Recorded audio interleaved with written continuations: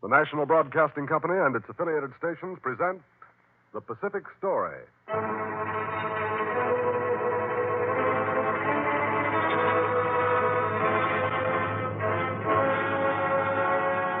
In the mounting fury of world conflict, events in the Pacific are taking on ever greater importance. Here is the story of the Pacific and the millions of people who live around this greatest sea. The drama of the peoples whose destiny is at stake in the Pacific War. Here, as another public service, is the tale of the war in the Pacific and its meaning to us and to the generations to come.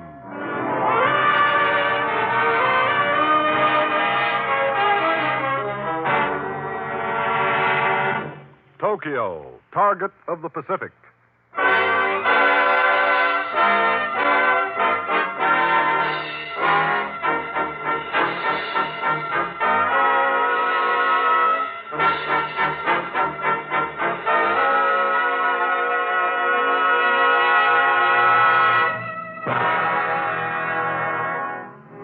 But for the disaster of 1923, the city of Tokyo might be a better target for our bombers today. In less than 1 minute, the face and the character of Tokyo were changed. In that minute, the old Tokyo was destroyed. And from that minute, the new Tokyo of concrete and steel rose.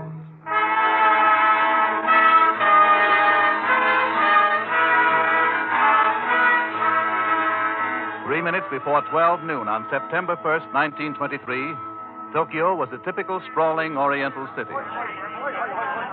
Have you ever seen streets so crooked? Nowhere.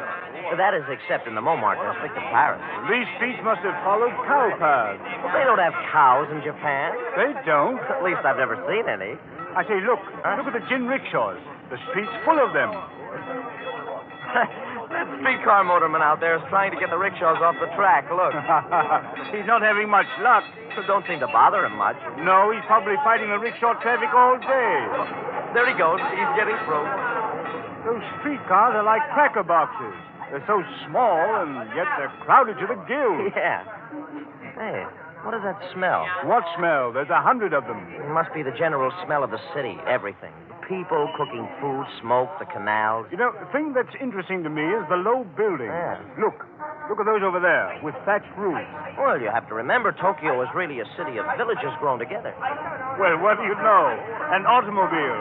A Chevy. A touring car with a fabric top and side curtain. Oh, hey, that's the only thing here that looks like home. Huh? Look, he's having the same trouble as that motorman, trying to get through the rickshaw traffic. They don't pay any attention to him. That driver looks as if he's afraid of that car. Yeah, he's got a stranglehold on the wheel. Can't see how a guy could get through these narrow streets filled with rickshaws no matter how he held that wheel. Oh, they're getting out of his way. Yes, but look what he's got ahead of him. The whole crooked street is just as crowded as it is here.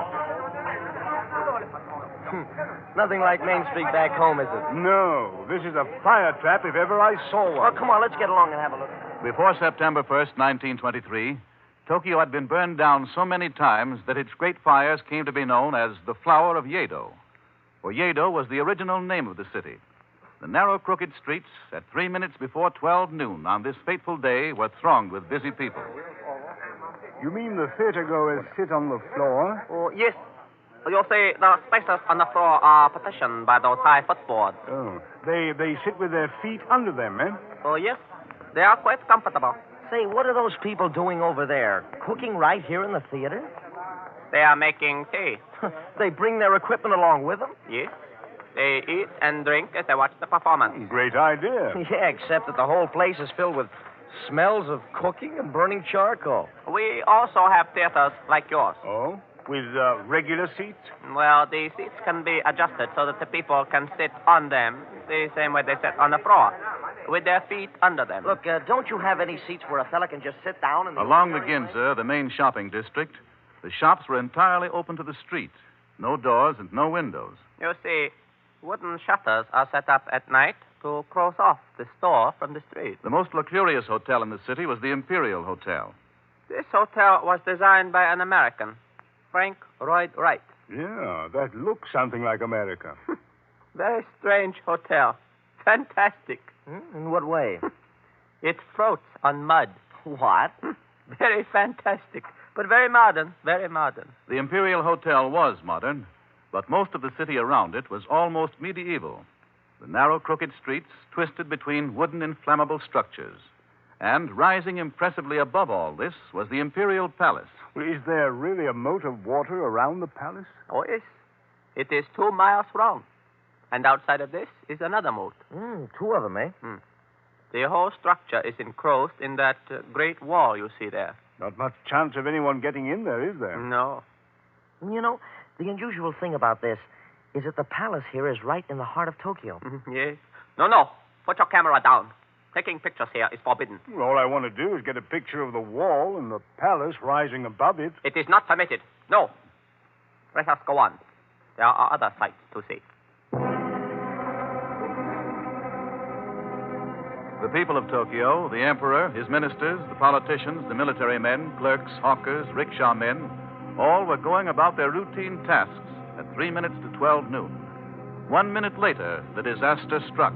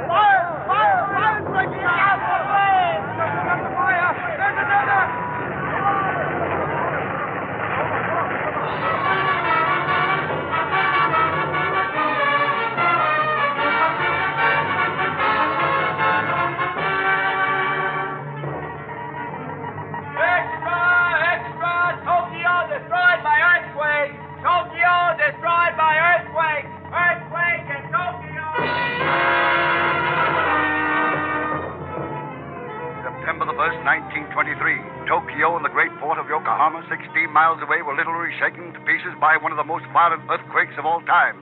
The quake struck at 2 minutes before noon, just when the people were... Fires are raging in Tokyo and Yokohama. The water mains were wrecked by the earthquake, and the Japanese are without water to fight the flames. Efforts are being made to... 70,000 persons are dead or missing in the Tokyo and Yokohama earthquake. 14 square miles of buildings with people in them and in the streets around them were shaken down in a matter of seconds.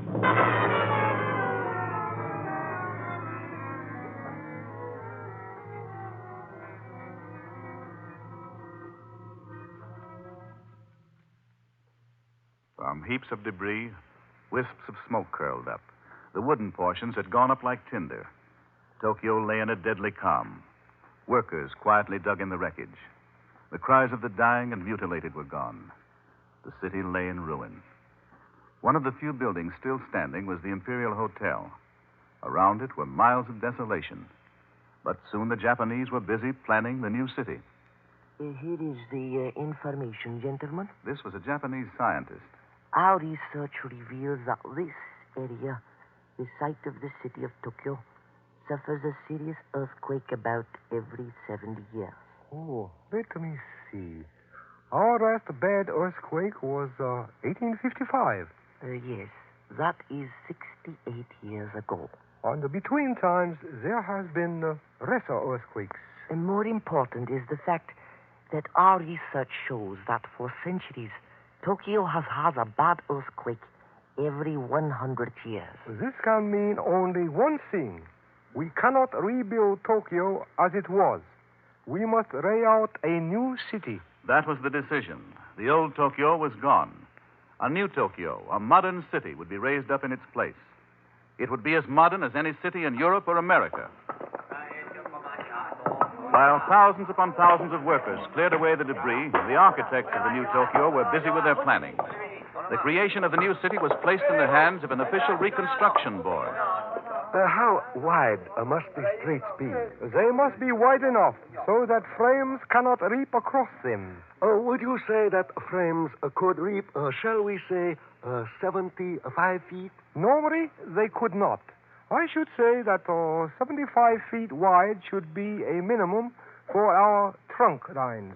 Yes, that is the minimum. And these trunk lines here, these main ones, these will be how wide? They will be 140 feet wide. Oh, good. Before the earthquake, our streets occupied only 12% of the area of the city.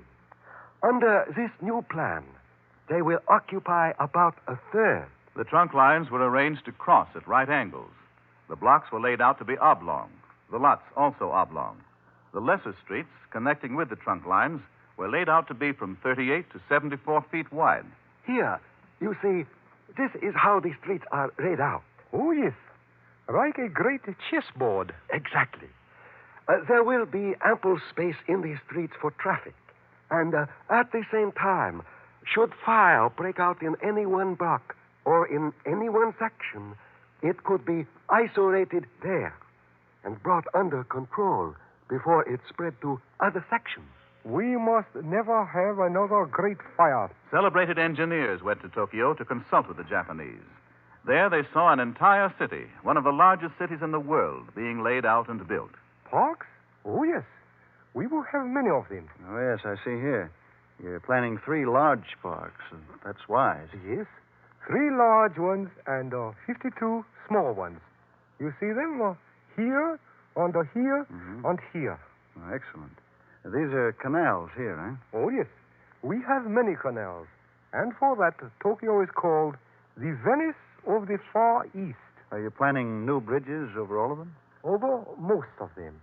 We will build 400 fireproof bridges so that if fire should come again, our people will not be trapped. The streets cleared, work was started on the building of the new city. Problems were to mount upon problems. More than 300,000 building lots had to be readjusted. But my lot is not the same shape now as it was before. And besides, I now have less rent. Yes. Your lot is now rectangular in shape. All the lots are. And as for your having less rent, that is also true. But you have the advantage of having a better streets and better planning around you. And that will make your property worth even more than before. You see, all of us must do our part for a better Tokyo.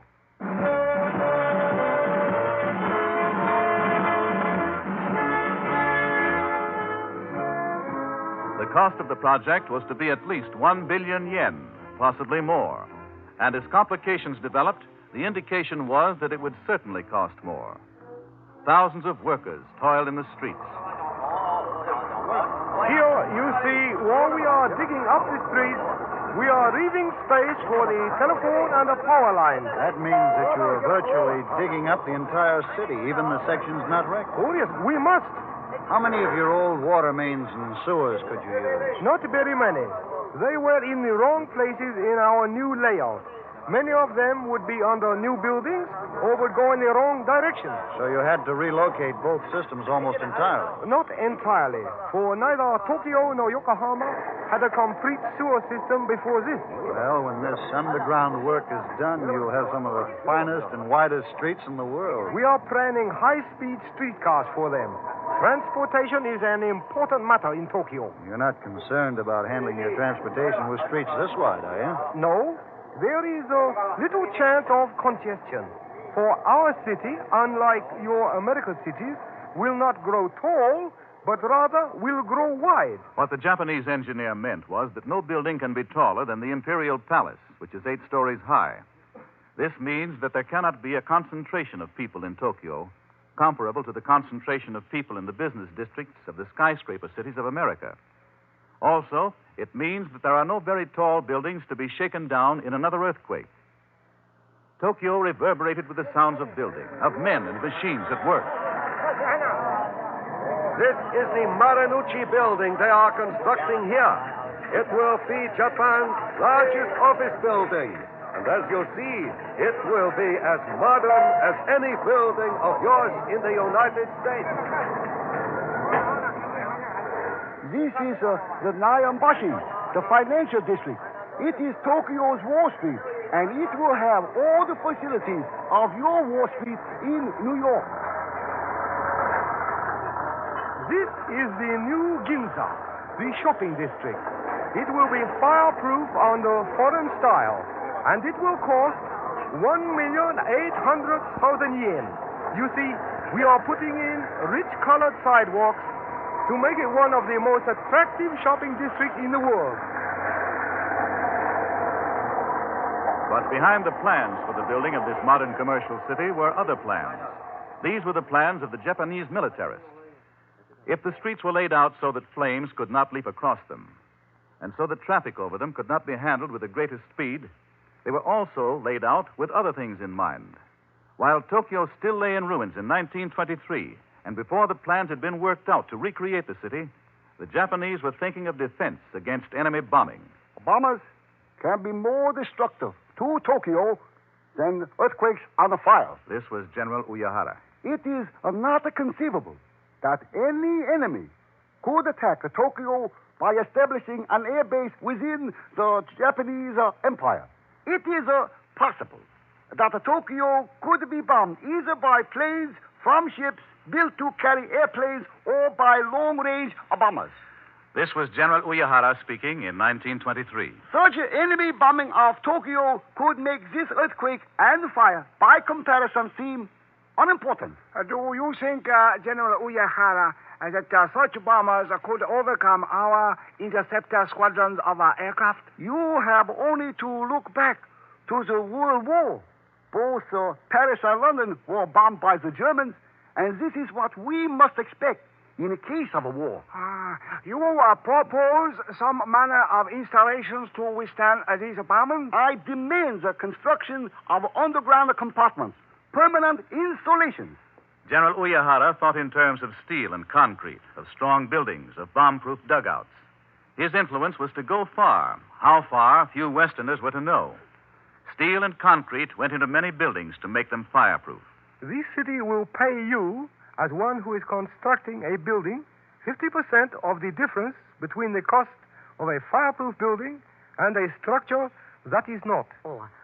Do I understand the city will pay half of the cost of making my building a fireproof structure? Yes, 50% of the cost above that of an ordinary building. We will accept. We will make our building a fireproof structure. Whole sections of fireproof structures were built. In these sections, only fireproof structures could be put up. Where steel and concrete were too expensive, other materials were used. And out of the wreckage rose a city that would not easily be destroyed by earthquake or fire or bombing.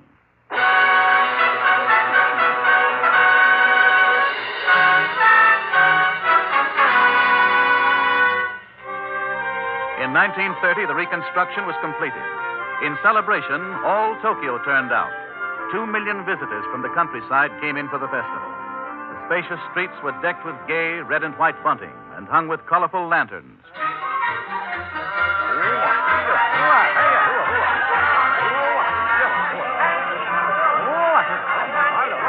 Most of these people seem to be as amazed as I am. Well, for most of them, it's their first trip to Tokyo. But it's mine, too. But you've seen buildings something like these in Chicago and New York. Yes, and I never expected to see them in Japan. No, I suppose not. I say, you've been over here so long now, you've sort of forgotten your first impressions. Just 7 years since the earthquake.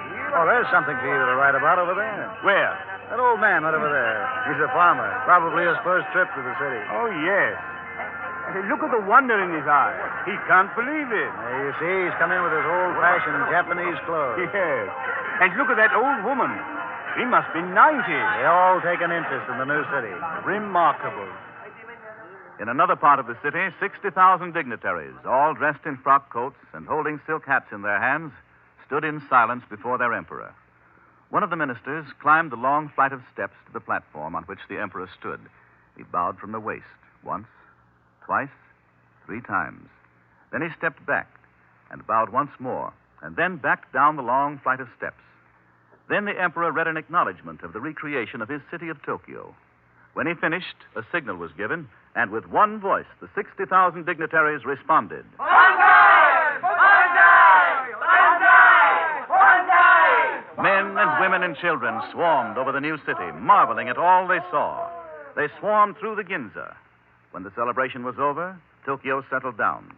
And in the 30s, world travelers came to be familiar with its streets and shops. Well, So this is the Ginza, is it? Yes, this is it. Nothing quite like it anywhere in the world. Hey, look at that. Well, what is that fellow riding that bicycle? An acrobat? No, there's so many bicycles in Tokyo that nearly everyone is a pretty good rider. He's riding without hands. Right through that crowd of people. Look at that fellow. Riding right through that traffic, carrying a stack of dishes on a tray. Well... Come on, let's get along. Say, there doesn't seem to be anything but tea shops and beer shops down in this section. That's one of the characteristic things about Tokyo. Mm-hmm. It is probably more restaurants and places to eat and drink than any place in the world. They make me think of the cafes of Paris. And they're a great deal alike. And they're always crowded. They're really part of the spirit of Tokyo, these shops. I think. And without them, well, it just wouldn't be Tokyo.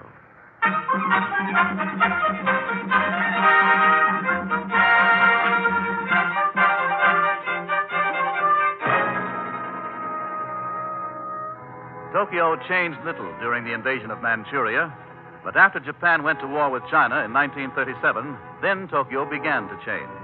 From that time on, the drain of the war began to tell. There was less food. The armies in the field had to be fed, and the war against China supported. The structures of steel and concrete stood out against the sky, symbols of strength, and the people who built them drew their belts tighter and became more grim.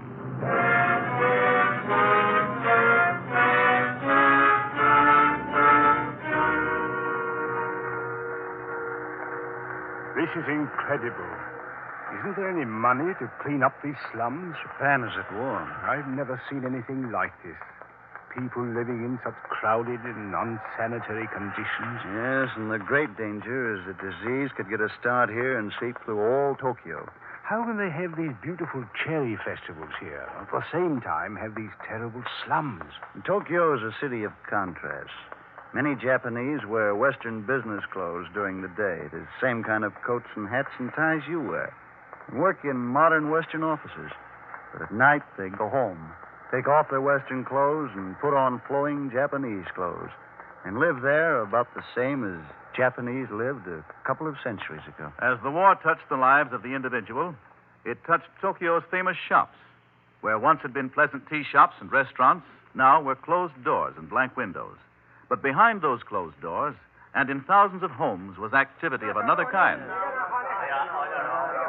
Oh, these pieces are ready. Take them next door. Yes.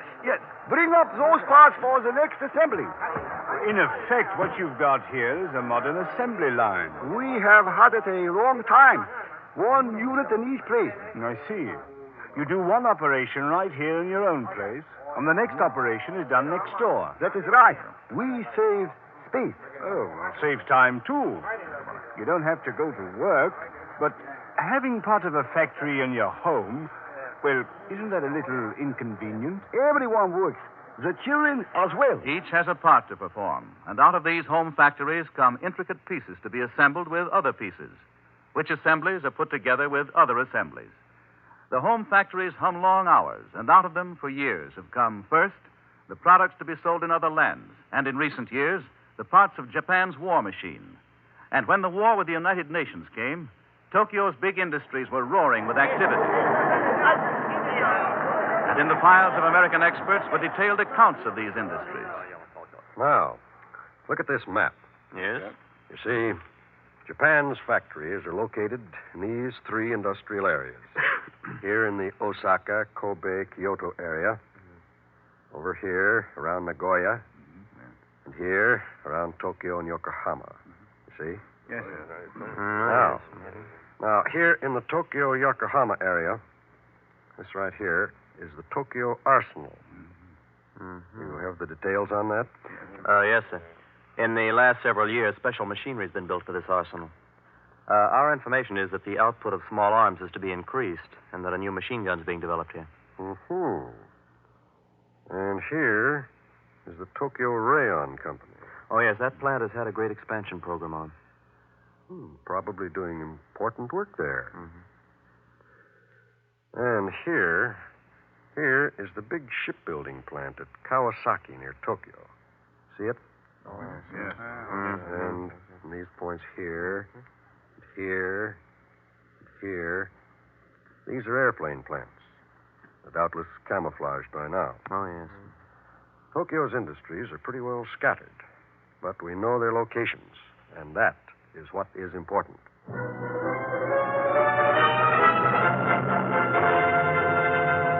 By the time of the Doolittle raid, many Japanese leaders spoke of Tokyo as being impregnable to bombing. They pointed to their steel and concrete buildings, their wide streets, and to the subways, which, as in London, could be used for air raid shelters. The bombers took them by surprise.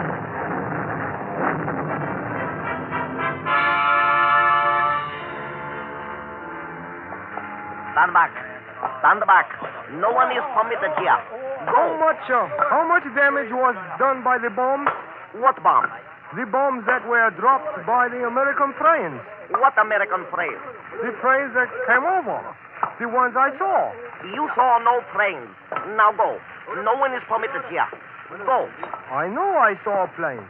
I saw the explosion. Doolittle's bombers sped across the skies, delivered their eggs, and sped away. Firebombs fell with the explosives, yet so effectively did the sensors clamp down that almost nothing was said about it. You saw the American bombers, too, did you not? Yes, I saw them. And I heard the siren. Everyone did. But how much damage was done? No one seems to know. You saw as much as I did, where the bombs exploded. Yes, and our neighbor himself slaked the fire of a firebomb. There were many firebombs. Why was there not something in the newspaper about it? You know as well as I. They have been telling us for years that we could not be bombed. They have told us that the American Air Force was nothing. Look at this in the newspaper. It is about the American flyers. Oh, the ones who bombed us? You must not keep on insisting that we were bombed. What does it say about the American flyers? It says that they have been captured in China. Then I did see them. They were here. It would be best if you did not talk too much, nor ask too many questions. No one but the high officials knew the extent of the damage. The Japanese who actually saw the planes, those who saw where the bombs fell, and those who were intimately concerned with the effects of the bombings learned not to talk about it. In an amazingly short time, it was no longer mentioned.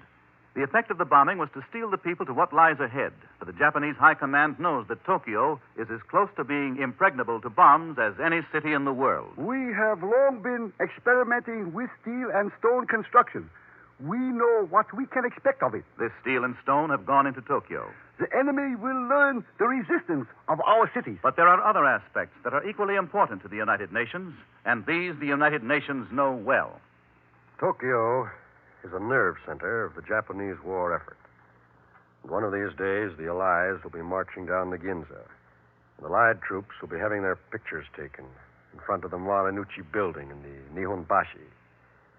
Because of its construction and its defenses, Tokyo is perhaps capable of taking a tremendous pasting, and it is the site of the Imperial Palace.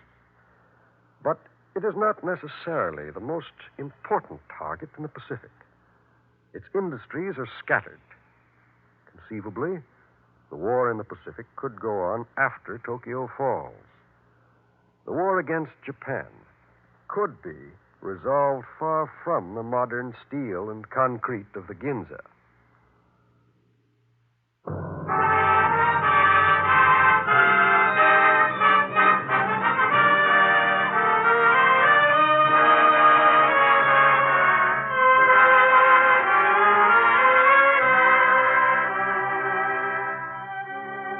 You have been listening to The Pacific Story, presented by the National Broadcasting Company and its affiliated independent stations as a public service to clarify events in the Pacific and to make understandable the cross currents of life in the Pacific Basin. For a reprint of this Pacific Story program, send 10 cents in stamps or coin to University of California Press, Berkeley, California.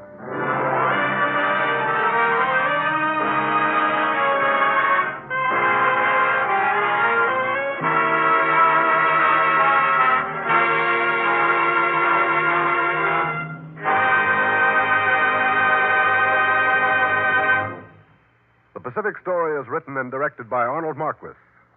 The original musical score was composed and conducted by Thomas Peluso. Your narrator, Gayne Whitman. This program came to you from Hollywood. This is the National Broadcasting Company.